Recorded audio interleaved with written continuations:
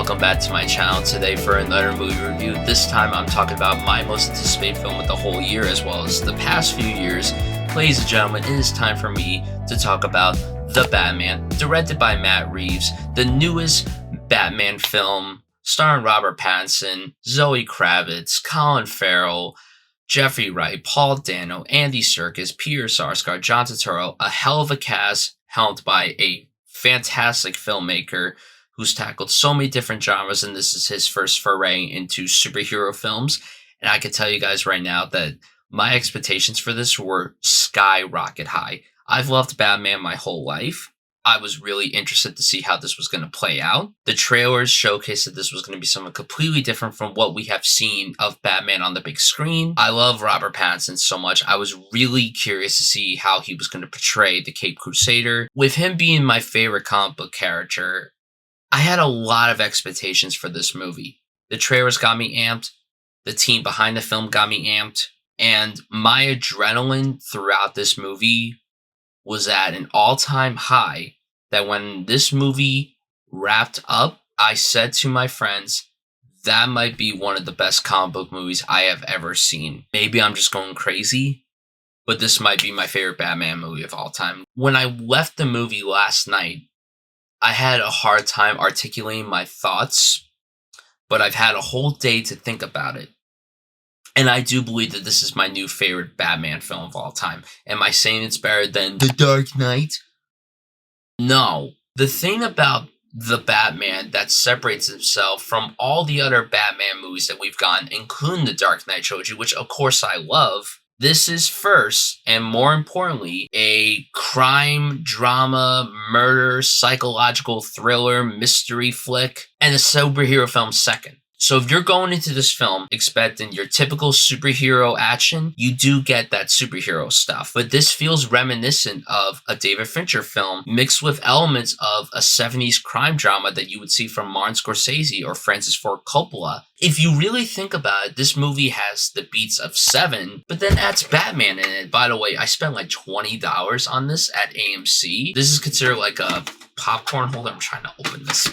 Jesus. This might be the best $20 I've spent in a long time. I mean, just look at this thing. It's so cool. It's really cool. I love this thing so much. I felt so immersed in the world that Matt Reeves presented to us. Matt Reeves didn't want to copy and paste the elements that you would see in a Batman movie. What he did special, like I said, was make this a gritty, realistic, raw, intimidating, psychological thriller, murder mystery, and I ate that shit up.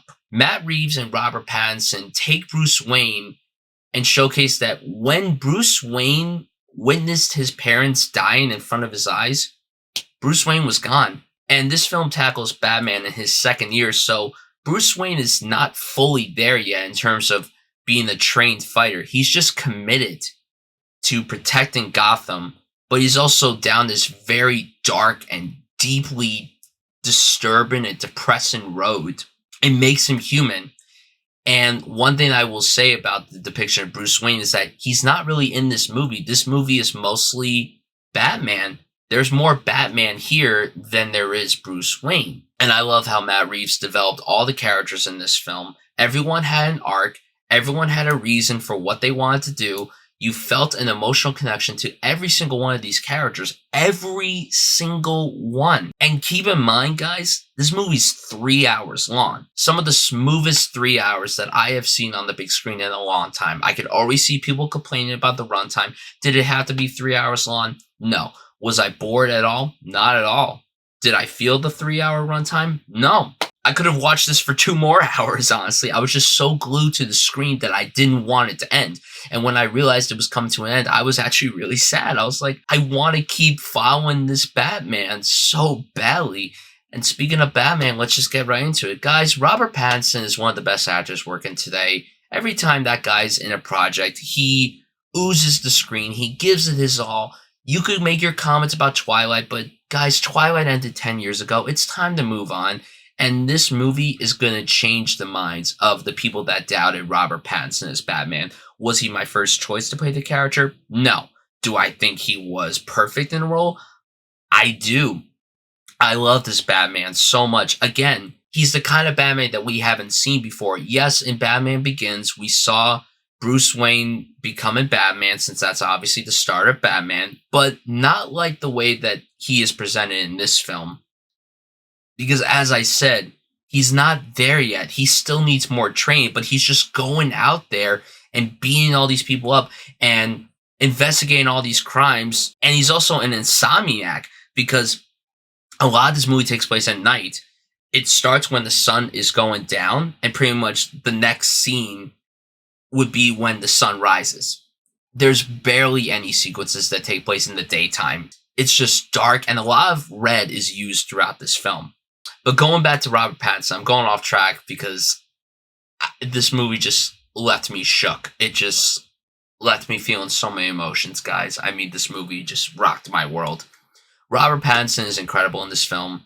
I'm so happy with how he portrayed this character. He was incredible to watch, and I cannot wait to see what he does next as Batman. Zoe Kravitz's Catwoman, absolutely phenomenal. I was so riveted, and the back and forth between Pattinson and Kravitz was an absolute highlight, not just because they're both incredibly gorgeous people, but they gave genuinely great performances. Paul Dano as the Riddler, he had elements of his work in There Will Be Blood and Prisoners, and just sprinkled in here, and that guy could play a creeper, a killer, really, really, really well. That guy just has a lot of emotion that he's able to express through so much subtlety, but also so much rage, and it's a beautiful performance. He did such a great job as the Riddler. Colin Farrell as the Penguin, my God. If this film does not win Best Makeup at the Oscars, obviously this year's Oscars haven't happened yet, but at next year's Oscars, this needs to win Best Makeup. Colin Farrell, even though he's not in the movie a lot, he was very menacing as the Penguin, and I loved the epic car chase that happens between him and Batman. The action sequences are unbelievable. Andy Serkis, the Kane, great as Alfred. Jeffrey Wright, the GOAT, as Gordon, fantastic. All the actors did great. The action sequences, my God, very visceral to watch. Flowed very beautifully. No shaky cam, no quick cuts. It all just looked incredible to watch. Greg Fraser's imagery is stunning. Michael Giacchino's score is euphoric. On a technical level, this is an absolutely phenomenal achievement on all fronts when it comes to the technical aspects. And the choice of music, too, in this movie, I gotta commend Matt Reeves and his team for picking really interesting music for this film. Guys, the Batman blew me away. Everything that I wanted in this movie, I got. But I also got more. I got a much deeper movie than I was anticipating. I was terrified. I was shaken. I was cheering. I was clapping. I even laughed a few times. There's a lot of good comedy in this movie, surprisingly. Kudos to the entire team behind this film. Robert Pattinson, dude, you crushed it as Batman. I'm so excited to see where you take this character from here on out. The rest of the ensemble was great. The cinematography, the score, the production design, the action sequences, all of this was helmed so beautifully. I love the Batman so much, and if you guys can clearly tell, I'm going to give it 5 stars. It's one of the best comic book movies ever. Honestly, I'm going to say top 3 comic book movies of all time for me. I'm seeing the movie again this weekend. I know I'm geeking out. I know this is not the most coherent review. It left me speechless, this movie, and I really, really adored it, and I hope you guys enjoyed it as well. Guys, if you've seen The Batman, tell me what you think of it down below. Tell me your favorite Batman movie, and tell me who your favorite Batman performer is. Thank you guys so much for watching this review.